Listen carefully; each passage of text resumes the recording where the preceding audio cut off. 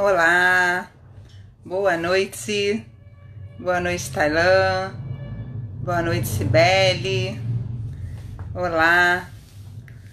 Hoje a gente vai conversar um pouco sobre neuroplasticidade e foco, vamos conversar sobre concentração. Boa noite, Maria Zélia, Cauã, Margarida, minha mãe, sempre tá aqui, Renata também tá sempre aqui comigo.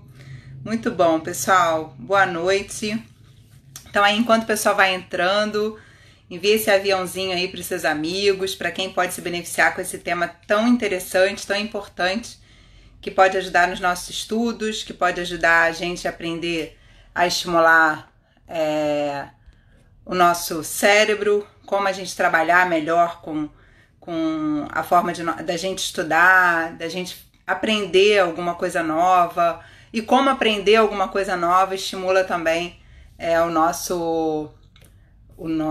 nossa capacidade de raciocínio, de mais aprendizado. Então, enquanto vocês vão convidando aí seus amigos, já vi que o Dr. Eduardo já está aqui, então vou mandar aqui o convite para ele.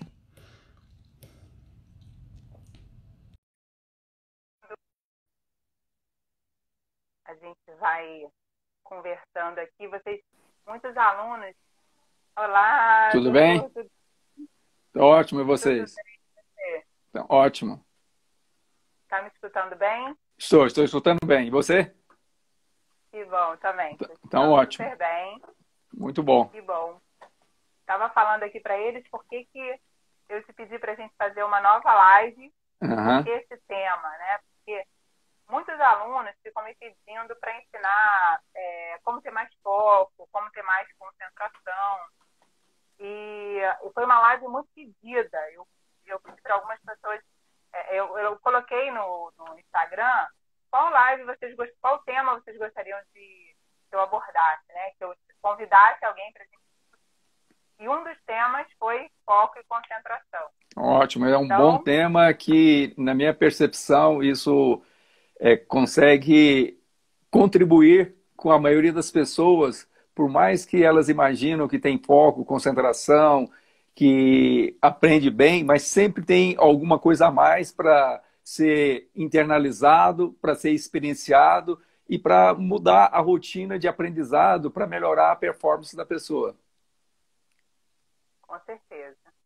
Então, eu vou te apresentar, porque nem todo mundo assistiu a outra live de sono. E quem não Uhum. assistiu, pessoal, está no meu Instagram, está no YouTube, está no meu canal do YouTube, que é uma live assim, imperdível. Foi campeã de visualizações, doutor. Foi assim, Então, eu acho ótimo, que uma muito das bom. lives que mais assistiram, fiquei muito feliz, porque realmente a gente está precisando melhorar nossa qualidade de sono, né? Uhum. E aí chegou o nosso óculos, que eu queria te contar, que eu sabia que Parabéns. você Dá ia ficar licença, eu vou. feliz. Uhum. O meu está aqui também. Isso. E aí a gente chegou o óculos, e aí eu queria aproveitar, né? Quem não sabe sobre óculos, galera, vai lá na live de sono e Uhum. assiste a live. Então, o Dr. Eduardo Silva é professor de neurocirurgia e inteligência emocional, é neurocirurgião do cérebro e coluna, autor do livro Sementes de Autoconsciência, e é claro que esse é um pedacinho pequenininho do currículo dele, que é super abrangente. Tive o prazer de conhecer o Dr. Eduardo no evento do Condor Blanco, onde ele me deu um nó na minha mente, um nó super positivo na minha mente, onde, assim, uma das primeiras informações que ele deu é que a gente ia passar todos aqueles dias, esses 8 dias nesse evento, se eu não me engano, mais ou menos 8 dias, e que a gente deveria fazer as principais atividades nossas de higiene pessoal, por exemplo. Então, escovar o dente, pintar o cabelo, comer. A gente deveria fazer com a mão que não fosse a nossa mão dominante. Então, vocês imaginem que eu passei a vida inteira escovando o dente com a mão direita, penteando o cabelo com a mão direita. E isso é um grande desafio fazer isso com a mão esquerda. E aí, de vez em quando, eu me pegava lá comendo no refeitório, com todo mundo com a mão direita, sempre tinha alguém me olhando. Aí eu, meu Deus, é a esquerda, tem que comer com a esquerda. Então, eu queria que você começasse, se apresentasse, falasse um pouquinho de você pra gente, que nem todo mundo assistiu outra live, e começasse falando um pouco sobre o que é neuroplasticidade. neuroplasticidade, né? Porque nem todo mundo sabe. Foco, todo mundo sabe o que é, mas neuroplasticidade, nem todo mundo. Como você falou, eu sou neurocirurgião, professor de neurocirurgia da FAMERP, de inteligência emocional da Unirp. Eu trabalho no Centro do Cérebro e Coluna, sou articulista do Jornal Diário da Região, escrevi o livro Sementes de Autoconsciência e sou um eterno aprendiz. Agora vamos lá. Neuroplasticidade nada mais é do que a capacidade que os seres humanos têm de remodelar, de reescrever e de, através de treinamento, através de aprendizado, poder modificar não só a estrutura cerebral, mas a estrutura mental. Então, a neuroplasticidade, quando nós fazemos uma atividade física, nós estamos fortalecendo as nossas estruturas físicas e mental. Quando nós fazemos uma atividade mental, nós também, se concentrarmos, isso tem vários estudos mostrando que se uma pessoa concentra, que se ela mentalmente ou imagina que ela esteja fazendo uma atividade física, é possível, através de mensurações, identificar que ela também hipertrofia o músculo. Então, nós temos uma capacidade de estimular o cérebro e o músculo, e os dois são beneficiados. Então, a neuroplasticidade nada mais é que um treinamento, que uma maneira que nós temos de modificarmos, sairmos um pouco da nossa rotina, aprendermos coisas novas, que para nós seja novidade, e com isso nós temos a capacidade de, a cada estimulação de cada sentido, desde o visual, o auditivo, o tátil, o gustativo, o olfativo, esses são denominados os sentidos externos. E através das nossas capacidades de mentalização, de visualização e imaginação, nós temos a capacidade de estimular os nossos sentidos, que nós podemos chamar internos, inclusive ativarmos a nossa intuição e aprendermos, através desse treino mental, através do que a neuroplasticidade nos proporciona, ter uma melhor qualidade de vida e, vou até mais, ter mais saúde. Por quê? À medida que nós aprendemos a ter um autocontrole mental, emocional, isso repercute no nosso corpo. Então, por isso que é importante nós ficarmos atentos a cada pensamento, a cada atitude que nós temos, aos nossos hábitos, às nossas crenças, e sempre termos oportunidade de analisar. A tua vida está bem? Ótimo. Mas o que eu posso melhorar? A tua vida não está bem? Opa, é a hora de reavaliar o que eu tenho que fazer diferente para ter um resultado melhor do que eu estou tendo agora. Então, isso, a neuroplasticidade nos possibilita nós mudarmos e reescrevermos a nossa vida. Muito bom. Quais são os grandes vilões da falta de atenção e foco? São vários fatores que falta de atenção e foco. Primeiro, nós temos que analisar se a pessoa está... Primeiro, se ela dormiu bem. Como nós comentamos na live do sono, uma pessoa que não tem um sono restaurador, que não dormiu bem, ela não tem condições de ter um foco, um aprendizado.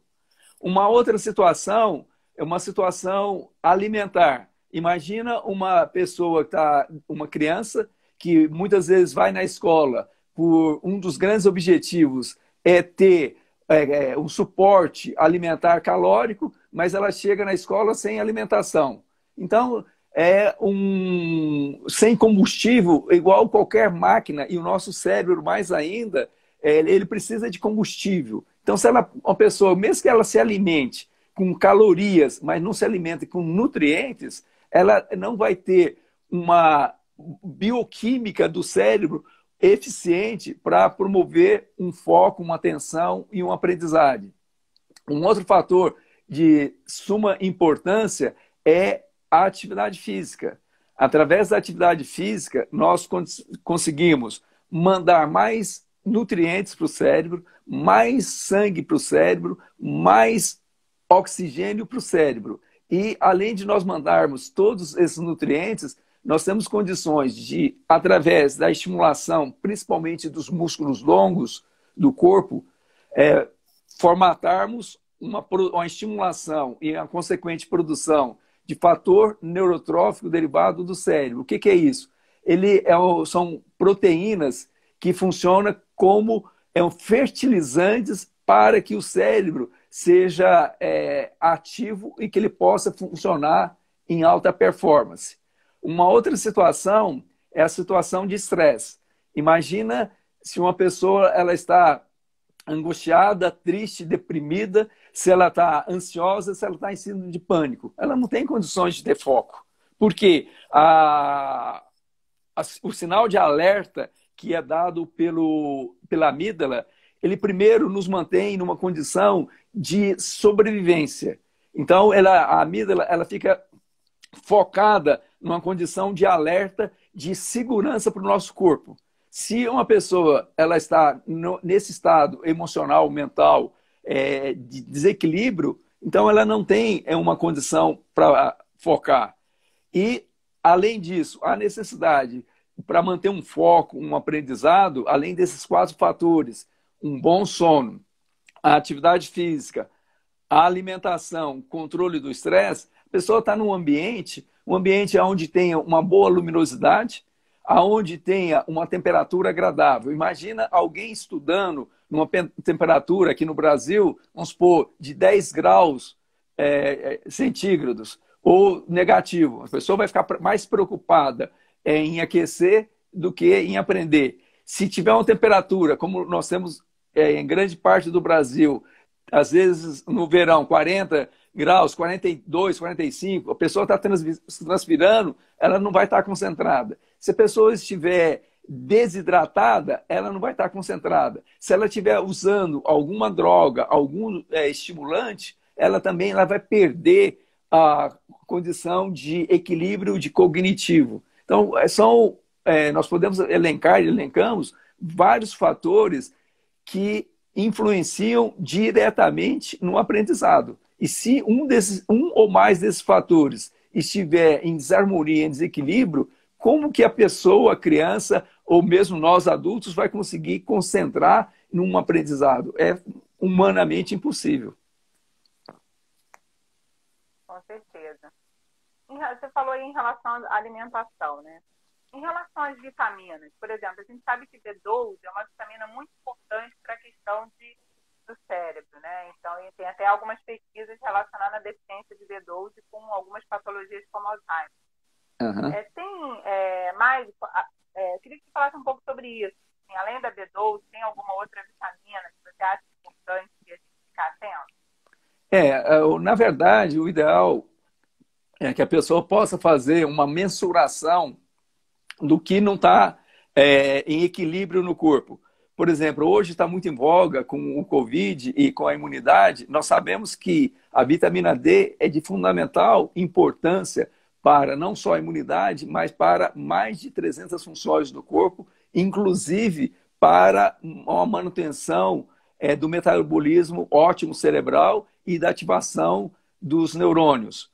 A vitamina C, quando a pessoa também está em carência, praticamente todo o complexo B com ênfase na tiamina, na B1, na B6, piridoxina, no ácido fólico B9 e na B12, que é a cobalamina.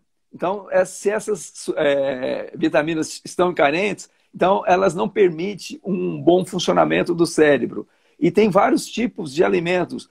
Por exemplo, o nosso cérebro, tirando a parte líquida, a parte seca, tem aproximadamente 60% de gorduras. E gorduras poliinsaturadas, eventualmente insaturadas e menos saturadas. E essas gorduras, principalmente, que é conhecida como o ômega 3. Se a pessoa não tiver uma condição suficiente de ômega 3, ela não vai promover uma limpeza do cérebro. O ômega 3, além de ela ajudar a limpar o cérebro, a proteína tal, a beta-amiloide, que contribui para o desencadeamento de Alzheimer, ela produz energia, ela ajuda a restaurar não só o ômega 3, mas o complexo B também, a bainha de melina, ela protege e ela está presente na cada membrana celular de todo o corpo e do cérebro também não é diferente. Além disso, usar carboidratos complexos. O que é carboidratos complexos? Aqueles que têm muitas fibras e que eles demoram, uma vez ingerido, eles demoram a ser absorvidos. Isso principalmente frutas, legumes, verduras, porque quando as pessoas usam muito carboidratos simples, que são açúcares ou farinhas refinadas, eventualmente industrializadas, processadas, o que acontece? Há um estímulo muito grande na produção de energia, aí há uma produção grande de insulina, a insulina vai lá, tira o carboidrato e leva para o fígado ou para os músculos onde é armazenado, e quando supre a necessidade do fígado e dos músculos, aí vai armazenar em forma de gordura. Então, isso dá uma energia muito rápida, mas depois, com o aumento da insulina e a queda também da glicemia, a pessoa tem cansaço, ela perde a concentração. Então, tem que estar tudo atento a esses fatores, não só de alimentos, mas também a quais alimentos ingerir. E também alimentos considerados assim de extrema importância, não só para o cérebro, mas para todo o corpo, são os alimentos que contêm carotenoides, como o exemplo típico é a cenoura, o tomate, e também que tenha flavonoides, que tenha antioxidantes, como aqui no Brasil a amora, o açaí, fora tem os berries, o goji-berry, blueberry e outros antioxidantes. Então, o cérebro ele precisa de um metabolismo muito eficiente para manter a energia e propiciar que haja uma boa integração, uma boa formatação de sinapses e o aumento das conexões. Tem bastante coisa para a gente cuidar, né? Com certeza. E não dá para o pessoal ficar comendo a lavantê como fica, né? Ou seja, comendo de segunda a segunda um monte de besteira sem pensar nas vitaminas e de vez em quando dosar as vitaminas aí, como você falou muito bem. Muito bom. O que acontece nas salas de aulas? Agora a gente está na sala de aula virtual, né? Uhum. Estou dando as aulas online. As aulas online ainda é um problema um pouco maior, porque os alunos desligam as câmeras, a gente não sabe o que eles estão fazendo, né? Mas vamos pensar na sala de aula tradicional. A sala de aula tradicional, o que eu observava muito, inclusive de vez em quando eu parava para conversar isso com eles, que um grande problema é o celular, né? Tem um grande problema. Só está te avisando aí, Vanessa, que seu áudio está baixo. Vê se melhorou. Melhorou. Tá bom. Obrigada. Se ficar baixo de novo, vocês me avisam. Não, tá ok. Tá bom, obrigada. E aí, o que acontecia? Eu sempre brincava com eles que não tinha como eu vencer o celular, porque o celular é muito mais interessante que o professor, né? Ou seja, o celular manda coraçãozinho, o celular manda mensagem, o celular tem toda a rede social dos amigos dizendo que os amam, né? E o professor está lá levando conteúdo de aprendizado. Então, é uma grande concorrência do foco e do aprendizado do celular. Então, eu queria que você falasse um pouco sobre isso, se tem alguma estratégia para ajudar a gente a tirar um pouco esse vício do celular, que inclusive virou até uma desintoxicação do celular, né? Porque virou realmente um vício. Então, eu queria que você falasse um pouco para a gente sobre isso. A situação de hoje, aulas online, isso realmente acontece. Eu também tenho dado aulas online. Você sabe que o computador do aluno está ligado, mas você não sabe se ele está presente. Agora, mesmo que ele esteja presente, normalmente cansa muito. A Microsoft fez uma avaliação que um foco total que a maioria das pessoas tem atualmente em torno de 8 segundos. No ano 2000 era 20 segundos. Já passou, não era 12 segundos, já passou para 8. E eles até analisaram um peixinho, que eles chamam peixe dourado, o foco deles é 9 segundos, maior do que a maioria dos seres humanos. E vários estudos mostrando, isso tem pontos de vistas, tem controvérsias, mostrando que as pessoas, de uma maneira geral, elas conseguem manter um foco entre mais eficiente 5 a 10 minutos e vai caindo o foco até 50 minutos. Então, uma aula acima de 50 minutos, seguido, é o que você falou, o professor falando o tempo todo, o que acontece? Ou vai dormir, ou vai ver celular, ou sai. Agora, quais as estratégias que o cérebro precisa para manter o foco? Isso que, na minha opinião, é de suma importância nós discutirmos hoje. Nós temos vários canais de comunicação. Pela programação neurolinguística, os 3 maiores canais é o visual, o auditivo e o sinestésico. E o que nós precisamos estarmos atentos para quando formos usar uma aula, ou mesmo quando estivermos assistindo a aula ou lendo, procurar acionar o máximo possível os 3 canais simultaneamente. Tem pessoas que é mais visual, a grande maioria, outros auditivos e os outros sinestésicos. Então, tem pessoas que aprendem, por exemplo, os atletas, mais na atividade física. Enquanto que o auditivo, ele nem olha para o professor, mas ele está ouvindo, ele está virando o ouvido, ele está ouvindo, ele está internalizando. Agora, o auditivo, se você tampar o olho dele, ele não sabe nada, mesmo que ele esteja ouvindo. E por isso... Visual, né? O visual, aliás. Então, por isso que é importante procurar associar muito aos movimentos, porque quando você faz movimentos na sala, o sinestésico te acompanha e o visual te acompanha. O auditivo, às vezes, ele não te acompanha, mas os dois acompanham. Quando você muda a entonação, ou fala mais alto ou mais baixo, o auditivo acorda.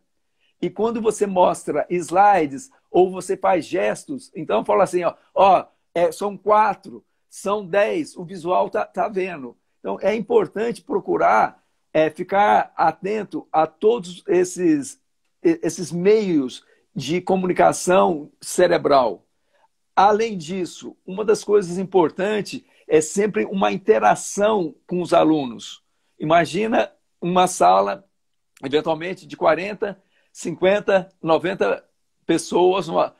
Se você não interagir, e dependendo da hora do dia, as pessoas dormem, principalmente à noite. Quem, por exemplo, acorda cedo, de madrugada, trabalha o dia todo, vai para a escola à noite, muitas vezes ele passou muito estresse, ele pode não ter dormido bem à noite, eventualmente ele pode estar com hipoglicemia, ele pode estar cansado, não tem foco. Então, você tem que despertar. E uma das maneiras de despertar é fazer questionamentos, fazer perguntas e ter um feedback. Vamos supor, nós vamos falar sobre neuroplasticidade. Você sabe o que é neuroplasticidade? Não. O que é neuro? O que é plasticidade? Então, o que você imagina que nós podemos aprender com neuroplasticidade? E está sempre estimulando, porque a hora que, por exemplo, cada 5, 10 minutos, como esses vários autores mapearam, a pessoa já está perdendo foco, aí você solta uma pergunta, você faz um barulho, movimenta. Inclusive, eu já li vários trechos, várias recomendações, por exemplo, numa sala muito grande, o que acontece? Os alunos que estão mais cansados, que não querem aprender, interagir, com raras exceções, eles vão para o fundo. Então, movimente até eles. eles acordam, mesmo que eles estejam cansados. Então, movimente na sala. Então, a ideia é fazer uma apresentação o mais dinâmica possível, interagindo com os alunos, questionando, e nós temos a pirâmide do aprendizado. O que é a pirâmide do aprendizado? Numa live igual a essa, numa conferência, a grande maioria das pessoas aprende em torno de 5%. Numa leitura só leitura, a pessoa está lendo um texto, depois de meia hora, ela não reteve, às vezes, 10%. Agora, quando tem um audiovisual, onde tem slides, tem filme, em torno de 20%. Agora, eu vou mais longe. Quando tem audiovisual, slides, movimentação, perguntas, essa eu não vi na literatura, mas é o que eu imagino, a pessoa pode chegar a 30% a 40% quando faz questionamento. Agora, quando há uma demonstração, as pessoas elas aprendem em torno de 50%. Quando há uma discussão, em torno de aproximadamente 60%. Quando as pessoas elas colocam em prática, igual, por exemplo, você dando uma aula, como que faz a neuróbica, como você falou no começo. Então, cada um vai pegar o lápis com a mão dominante e vamos escrever. Então, a pessoa, uma coisa é eu falar e a outra é a pessoa executar. Então, isso, quando a pessoa coloca em prática, e principalmente com movimentos, interagindo visão, audição, imaginação, visualização, o tato. Então, há várias conexões em várias áreas do cérebro sendo formatadas simultaneamente. E isso vai contribuir para formatar uma memória de mais longo prazo. E quando a pessoa ela ensina, o que acontece com nós, professores? No início, nós não temos tanta experiência, então nós temos que estudar, estudar, estudar. Mas mesmo depois de uma certa experiência, uma olhada na matéria que você, nos slides, nem precisa estudar, você vai lembrando de mais coisas do que da última aula que você deu. Então, quanto mais você ensina, você aprende mais. Então, importante aprender que se você executa, se você pratica, se você discute com a pessoa, se você internaliza, usa mais os sentidos, tem maior capacidade de retenção. Porque senão, como eu falei, uma simples conferência é igual cada um de nós que está participando dessa live, imaginar numa conferência, em qualquer lugar, quanto que tem depois de um mês, ou nem vou falar um mês, depois de uma semana, quanto que você consegue explicar para outra pessoa o que foi falado. Tem pessoas que nem sabem o título, nem lembram do título. Então, isso é muito importante estar atento a essas condições de potencializar o aprendizado. Eu sempre falo com os alunos, eu sempre dou um exemplo que na osteopatia, um dos temas que eu tive mais dificuldade foi costelas. Uhum. E aí um supervisor perguntou para mim, você quer, cada um vai dar aula de alguma coisa uma semana, vamos programar. Vanessa, você quer falar sobre o quê? Eu falei sobre costelas. Aí o pessoal que sabia que eu tinha mais dificuldade, mas Vanessa, você falou que você é um tema que você tem mais dificuldade, eu falei, por isso. Se é um tema que eu tenho mais dificuldade, eu vou estudar e vou ensinar para vocês. É a melhor forma de aprendizado, é você ensinar. Então, se você junta um grupo e você dá aula de determinado tema, é uma excelente forma de educação. Né? Eu aprendi isso muito com você lá no curso. Pode falar. Pode falar. Eu queria falar um pouco mais sobre a neuróbica.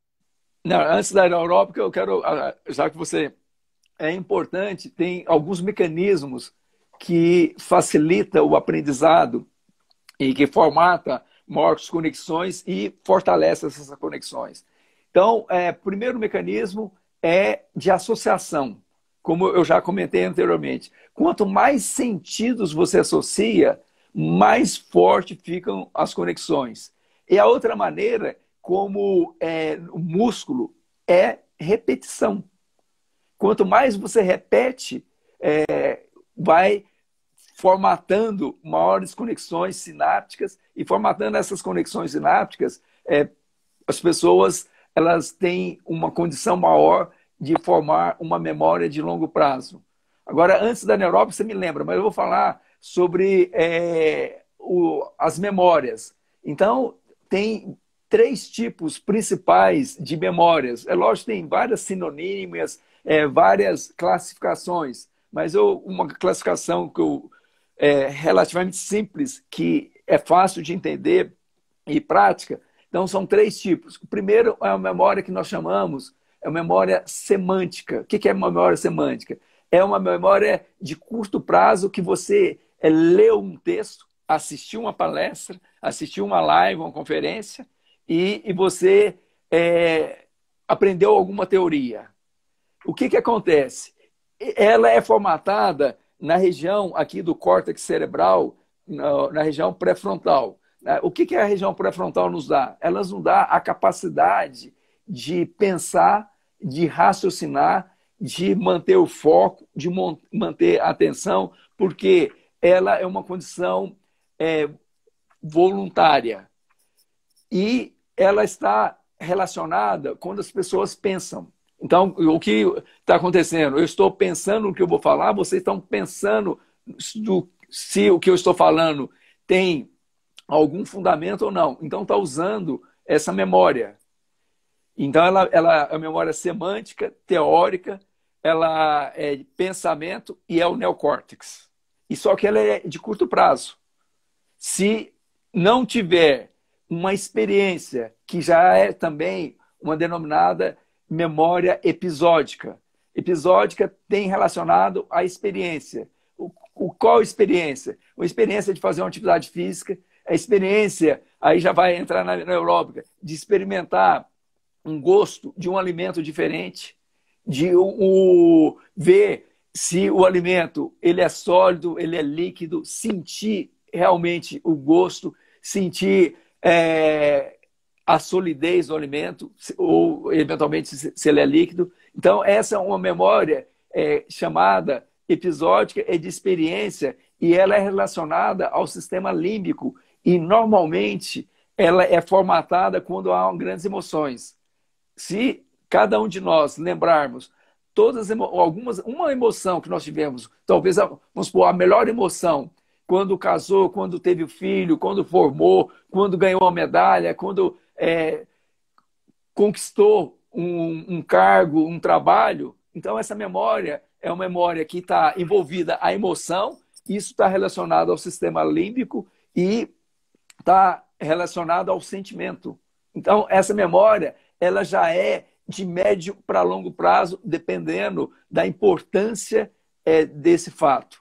Agora, a memória que é denominada implícita ou não declarativa é aquela memória que o exemplo típico é um automatismo que nós conquistamos. Vamos supor, a pessoa quando começa a andar de bicicleta ou dirigir um carro, ela tem muitas dificuldades no início, equilíbrio na bicicleta, no carro, são muitas informações simultâneas, tem a direção, tem o breque, tem o acelerador, tem o câmbio, tem o banco, tem eventualmente a música, então é muita informação, a pessoa fica perdida. Mas depois de algum tempo, ela fica uma memória automática, depois de várias horas, como andar de bicicleta. A pessoa anda de bicicleta na infância. 30 anos depois, mesmo que ela não tenha andado de bicicleta, ela tem um condicionamento suficiente, subiu na bicicleta, ela sai andando. Porque essa memória, ela é coordenada pelo cerebelo, uma parte motora, e isso aí é uma memória que não precisa de tanto raciocínio. Ela não passa diretamente pelo hipocampo. Enquanto as outras duas passam, ela não passa... o circuito inicial não é pelo hipocampo, é pelo cerebelo. E isso fica formatado e fica automático. Então, a partir desse momento que nós aprendemos que essa memória semântica, se não for repetida, se não tiver experiência e se ela não tiver uma associação, ela não vai virar uma memória automática. e mesmo a memória episódica, mesmo com experiência, a não ser que seja uma experiência, uma emoção muito grande, ela também não fica gravada. E agora, voltando para a neuróbica.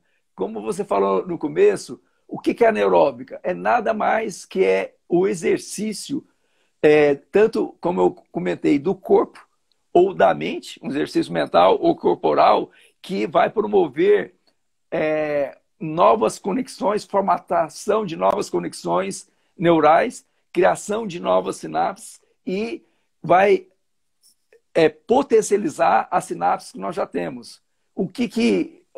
Quais são os pré-requisitos? É fazer atividades diferentes fora da rotina. Por exemplo, esse que nós citamos, escovar os dentes com a mão não dominante, a minha não dominante é a esquerda, escrever com a mão esquerda, usar o mouse com a mão esquerda, pentear o cabelo com a mão esquerda. Quando está tomando banho, tomar banho com os olhos fechados. Após escolher uma roupa, ver se consegue, principalmente as que têm botões, abotoar. Isso chama praxia, a capacidade de fazer pequenos movimentos com os olhos fechados. Andar, principalmente na praia, aí no Rio de Janeiro, andar de lado, andar de costa, fazer trajetos diferentes do que a pessoa costuma. Por exemplo, no Rio de Janeiro, pessoa, em Copacabana, por exemplo, em vez de na Orla, vai na Ribeiro Barata. Então, muda o trajeto. Em vez de passar pela Lagoa do Rio Lagoa Rodrigues de Freitas, quando vai para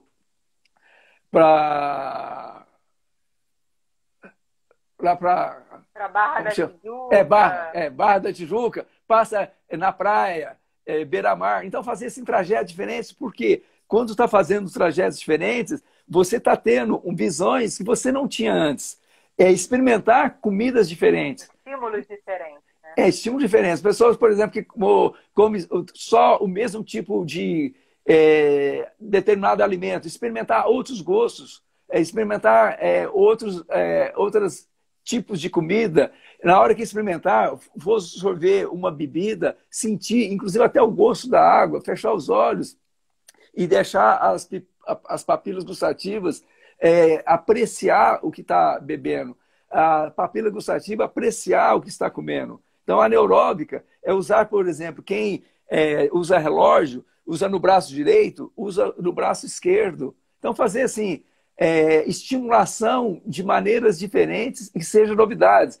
Por exemplo, para aprender, se a pessoa, mesmo que ela seja especialista numa área, mas começa a ler sobre jardinagem, ler sobre música, coisas assim que ela nunca leu, que ela vai fazer estímulo diferente. Inclusive, uma das questões que os especialistas sempre comentam, que está batido, que a maioria dos médicos recomenda, para evitar Alzheimer, vai fazer palavra cruzada. Só que se for fazer o mesmo estímulo, mesmo tipo de palavra cruzada, se não tiver uma dificuldade maior, um desafio, uma progressão maior, então a pessoa ela não vai ter maior estimulação. Então, em vez de fazer só palavra cruzada, sudoku, eu recomendo para os avós, vai brincar com os netos, jogos que os netos brincam, vai fazer coisas que não estão acostumados. Isso é a estimulação através da neuróbica, e a neuróbica aumenta a plasticidade cerebral, e isso permite uma maior reserva, que nós chamamos cognitiva.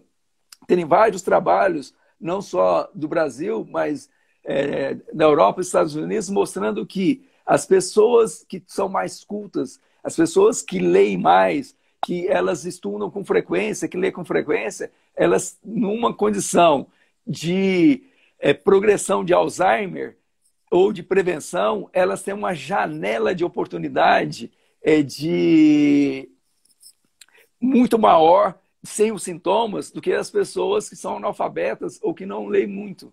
Até para a prevenção de doenças neurodegenerativas, o aprendizado contribui para que a pessoa ela tenha uma oportunidade de adiar uma possível doença, ou mesmo a intensidade dos sintomas. Muito bom. Nossa, excelente. Obrigada. Ótimo. Okay. relação ao celular, uma dica que eu queria dar, que serviu muito para mim, estudando em casa, tá dando para ouvir bem? Tá. Tá? É deixar o celular em outro cômodo. Então, se eu estou estudando aqui no escritório, por exemplo, ou na sala, eu deixo o celular em outro cômodo, ou desligo o celular.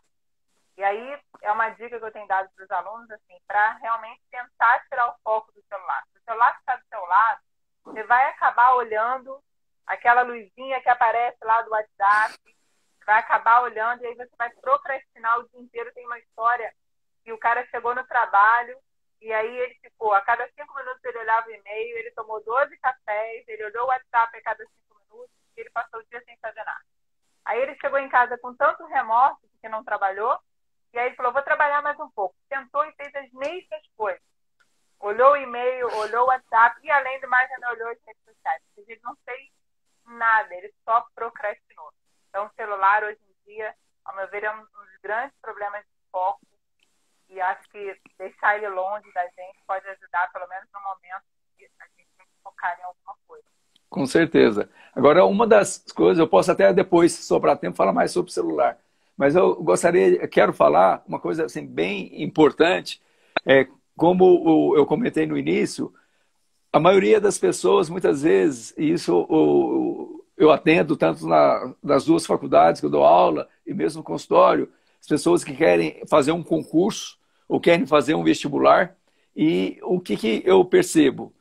Tem pessoas que estudam ou não estudam, que elas ficam em frente de um livro, às vezes 10 horas por dia. E se perguntar para elas qual o título, depois de 2, 3 horas que elas estão lendo, elas nem sabem o título, nem sabem se elas estão estudando biologia, física, matemática ou qualquer outra coisa. Então, eu oriento as pessoas, inclusive eu orientei minha filha a fazer, é bem famoso, um método Francisco Cicílio, o Pomodoro. O que é o método Pomodoro? Está aqui na minha lista, se desse tempo para falar. Não, mas eu vou falar antes. Muito bom. Então, o que é o método Pomodoro? Então, foi descoberto por um italiano que ele observava que ele tinha muita procrastinação. O que ele idealizou? Ele pegou um despertador que estava, inclusive, na cozinha, tinha forma de tomate, por isso que ele deu esse nome Pomodoro, e começou a fazer várias técnicas. Em vez dele ficar estudando 1 hora ou 60 minutos contínuo, ele começou a dividir, a fatiar. Uma das coisas que eu falo para o paciente, se não é fazer atividade física ou ler 10 horas por dia, faz fatiado. E isso, inclusive, para o cérebro, é muito melhor. E isso tem vários trabalhos mostrando. Uma pessoa, por exemplo, que estuda 4 horas, se ela estudar 2 horas hoje e 2 horas amanhã, o nível de aprendizado é muito maior do que se ela estudar 4 horas. Agora, voltando à técnica Pomodoro. Então, Pomodoro, o clássico, estudar ou ler, primeiro você faz uma agenda. Eu vou estudar, por exemplo, biologia. Então, qual o livro, se é na internet, no celular, o assunto. Eu vou começar a estudar, vamos supor, agora às 19 horas. Coloca o despertador, o cronômetro, a 19h25.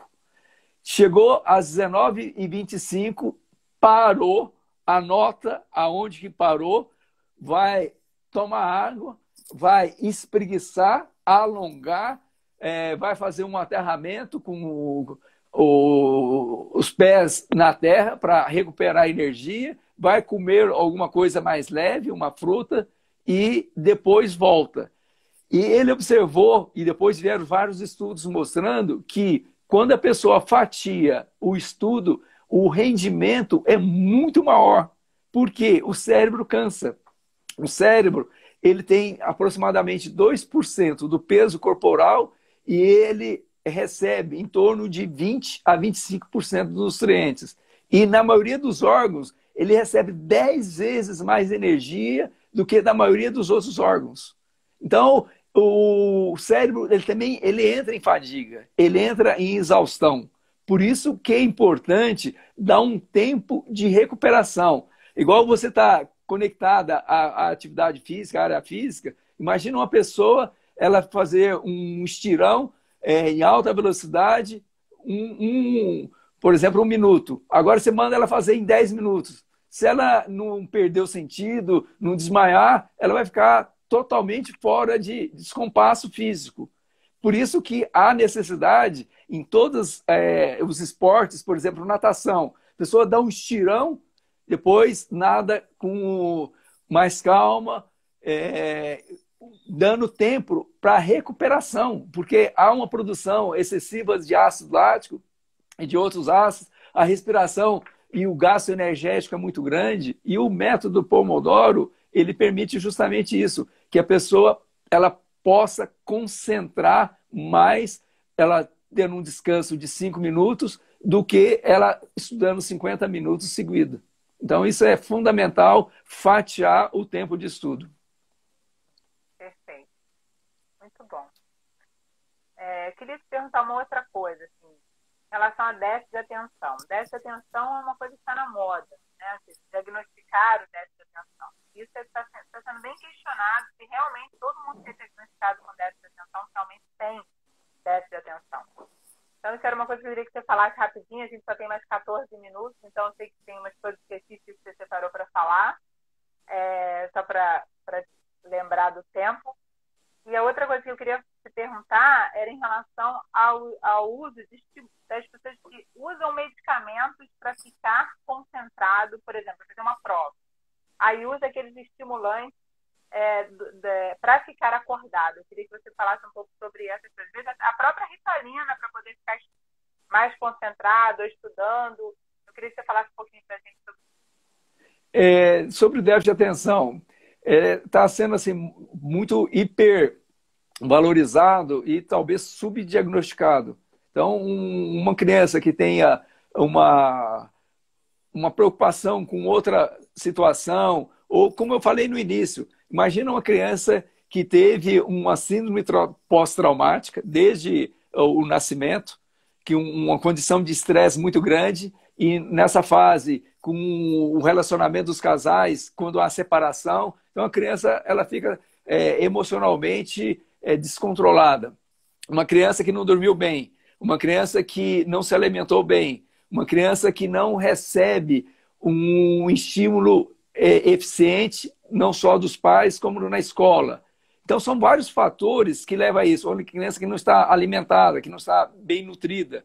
É importante analisar uma criança que os pais, por exemplo, usavam droga quando foi gerado, ou que a mãe teve alguma infecção, teve uma eclâmpsia, uma pré-eclâmpsia. Então, tem que analisar todos esses possíveis fatores. Agora, se realmente a criança tem déficit de atenção, deve estar toda uma condição de estímulo pedagógico para que aquela criança ela possa acompanhar dentro da possibilidade dela as outras crianças. Então, é importante passar por uma avaliação do neurologista pediatra, passar por uma neuropsicóloga e definir realmente se é um déficit de atenção ou não.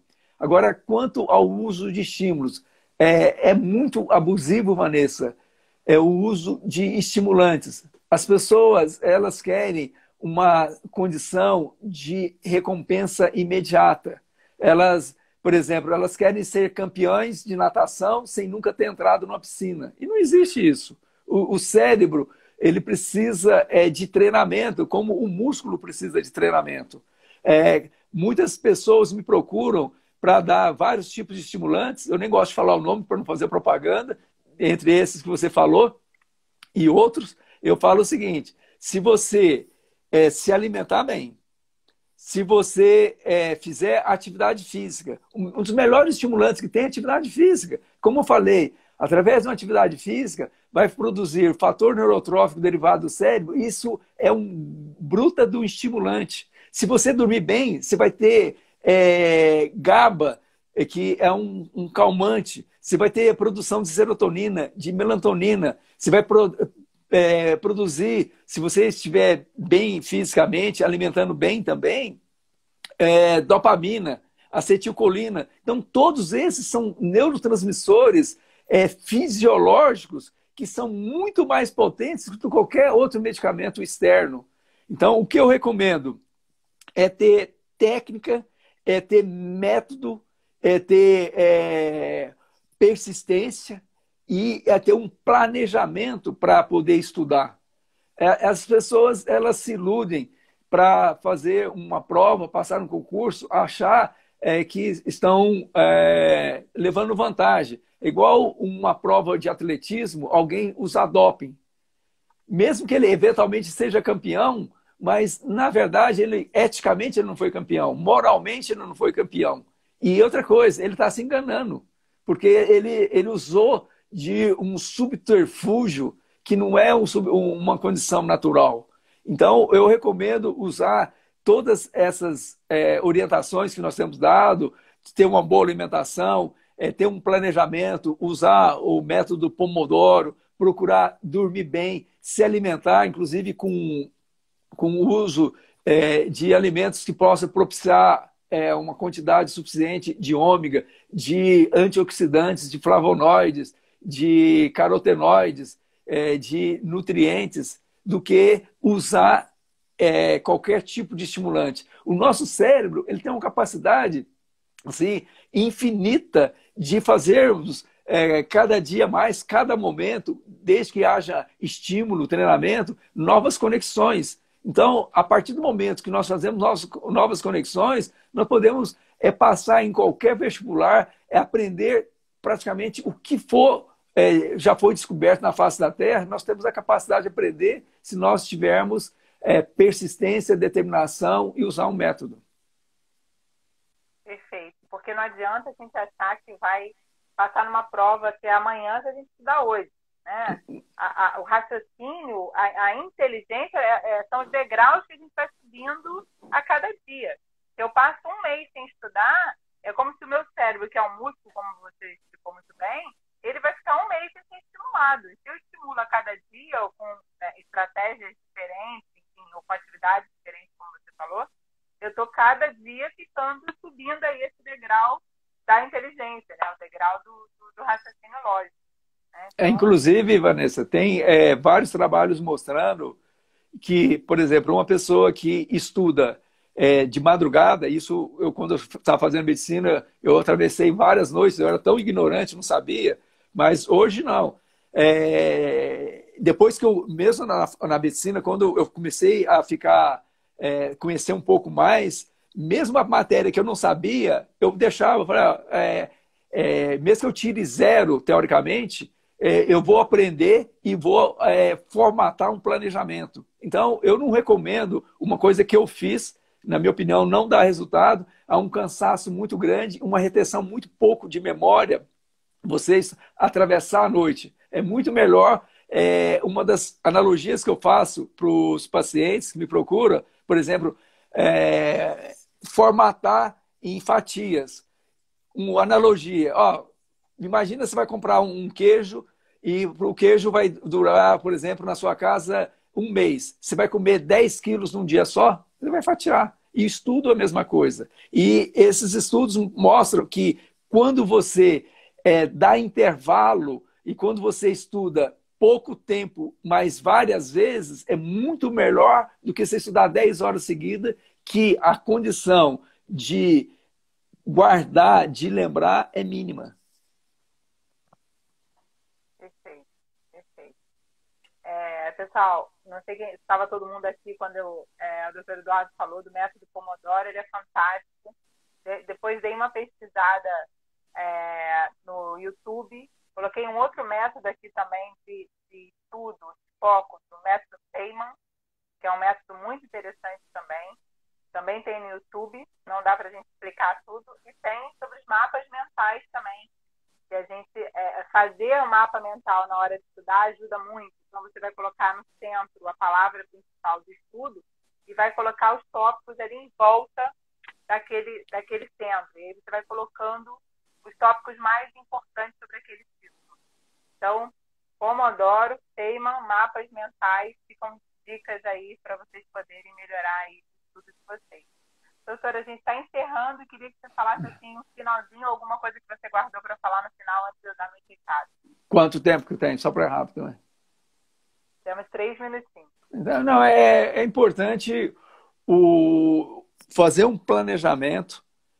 Inclusive, por exemplo, uma dica bem interessante de livro. Quando você vai ler um livro, não começa a ler da primeira página. Dê uma folheada toda no livro, vê tópico por tópico, vê o resumo quando tem o resumo, olha todas as gravuras, as figuras e pergunta qual o objetivo de eu ler esse livro, o que eu vou aprender desse livro. Então, é importante não ficar uma coisa assim só mecânica. Tem que fazer um brainstorm num aprendizado, o que eu vou aprender, como que eu vou aprender, por que eu vou aprender, o que é útil. Uma coisa assim bem interessante, tudo que lê, procurar, por exemplo, lê uma página, fecha o livro, fecha os olhos e o que eu aprendi dessa página. Então, essa é uma maneira de realmente fixar. Porque só ler, por exemplo, 5 horas seguido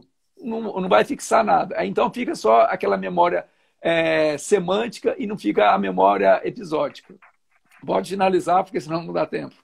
Mais uma vez, eu te agradeço. E para aquelas pessoas que querem ver meu trabalho, tem minha página Cérebro em Alta Performance, o site. Tem várias lives também no YouTube e no Instagram. Está à disposição para que vocês possam eventualmente pesquisar e aprender comigo.